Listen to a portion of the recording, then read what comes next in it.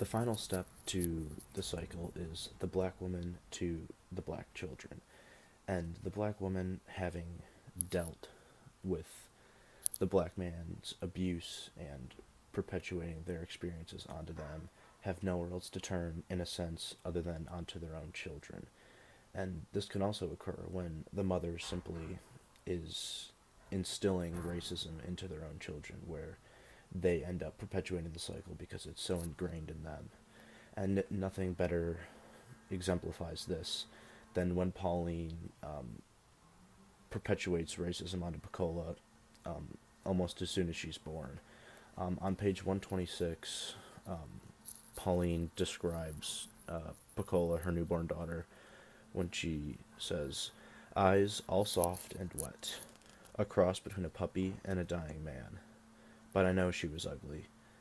Head full of pretty hair, but Lord, she was ugly." And this kind of mindset that her own mom has about her, kind of from the very beginning of her life, this beauty standard that she struggles with throughout the entire novel, um, is seemingly there from the time that she's born. And she struggles with this throughout the entire play with the Shirley Temple glass, and later on with the blue eyes. All she wants to have is blue eyes, not knowing that she can never attain it. And on page 206, towards the end of the book, at the top of the page, um, is a quote about her blue eyes. "Because my eyes aren't blue enough. Because I don't have the bluest eyes? No, because you're acting silly. Don't go. Don't leave me. Will you come back if I get them?" "Get what?" "The bluest eyes. Will you come back then?" "Of course I will. I'm just going away for a little while." And then a little bit farther down, after the italicized writing, "A little black girl yearns for the bluest eyes of a little white girl, and the horror at the heart of her yearning is exceeded only by the evil of fulfillment."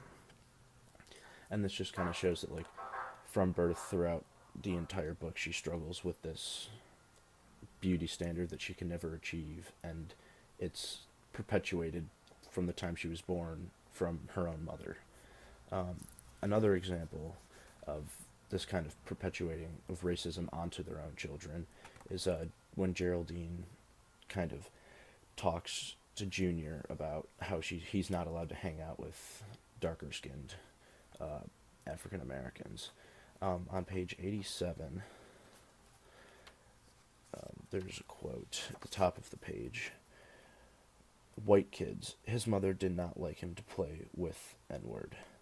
She had explained to him the difference between colored people and N-word.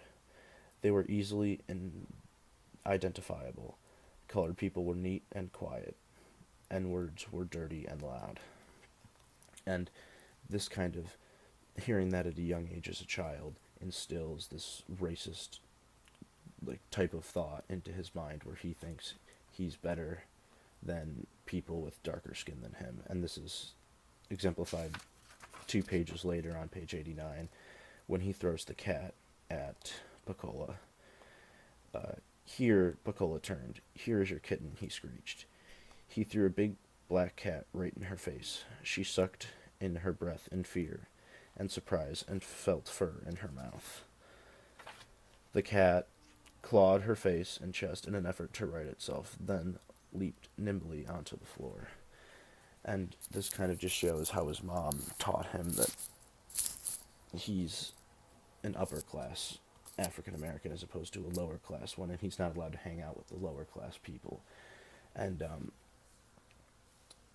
Junior also, throughout all of this, admits that he enjoys bullying, and even particularly girls, and how this kind of takes shape and as a child will grow throughout his life.